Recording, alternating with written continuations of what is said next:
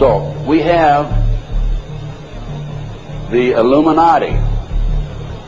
Now the Illuminati was established in 1776 by a fellow named Adam Weishaupt. In 1773 he was commissioned by one of the Rothschilds, House of Rothschild, to put together an organization called the Illuminati. And the goals that he was commissioned to set up, there were 25 of them. Number one was men are inclined to evil rather than good. Number two goal and issue was to preach liberalism. Number three, use the ideas of freedom to bring about class wars. That's what we're doing today. Number four, any and all means should be used to reach our goals as they are justified. Number five, their rights lie in force. We're talking about the Illuminati rights lie in force. Number six, the power of our resources must remain invisible until the very moment when it has gained the strength that no cunning or force can undermine it. And if you will notice, it's been a very few people know about the Illuminati, so they have maintained their invisibility until most recently. Number seven, advocated mob psychology to obtain control of the masses.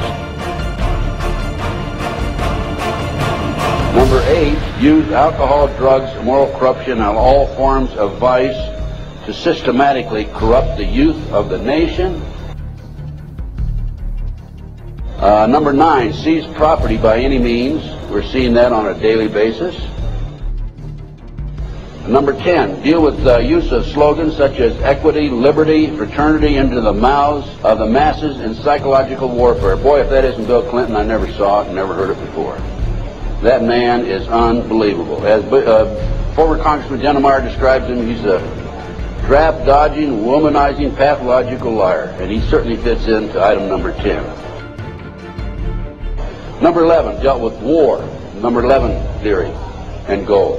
In 1773, Adam Weishaupt set down policies that were publicly announced in 1939, folks. 1773, publicly announced 1939 by Britain and the United States. And the war should be directed so that the nations on both sides are placed further in debt and peace conferences conducted so neither combatants obtain territorial rights. Yalta. Perfect example. Stalin, Roosevelt, Winston Churchill after World War II. Number 12. Told those present that they must use their wealth to have candidates chosen to public office who would be obedient to their demands and would be used as pawns in the game by the men behind the scenes. The advisors will have been bred, reared, and trained from childhood to rule the affairs of the world. We have that today without any question. The men behind the scenes. Number 13, control the press. I documented that the mainstream media is being controlled by the big power people, by the phony politicians, by the bureaucrats, without any question about it. Number 14, their agenteurs will come forward after fomenting traumatic situations and appear to be the saviors of the masses when they are actually interested in just the opposite, the killing of the masses. Number 15, create industrial depression and financial panic, unemployment, hunger, shortage of food.